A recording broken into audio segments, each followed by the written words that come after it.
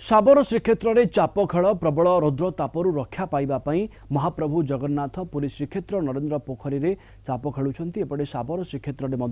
चंदन पोखरी में चाप खेलुंट महाबाहु संध्या आलती पर प्रभु मदन मोहन रामकृष्ण भूदेवी और श्रीदेवी विमान में चंदन पोखरी को जाई मंडप में स्वतंत्र पूजा विधि सरवा पर चंदन लगे नौकार चाप खेलवाक जाती 2024 मंदिर प्रशासन और पुलिस प्रशासन सहायतार महाप्रभु स्वतंत्र नीति चाप क्रीड़ा आरंभ हो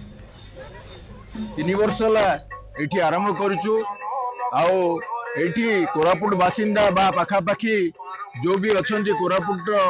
पाखापाखी अंचल बासिंदा सब एथिरे बहुत उपकृत जगन्नाथ होचंती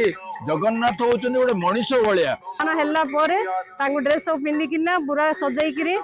चंदन सब लागिला परे तांको भल सजाइला परे तांको कटली रे बसिकिना हारते बग राग हारती सब होउची समस्त ओलुले रे घंटा ध्वनि रे बहुत बढ़िया मजा रे पूजा चलची।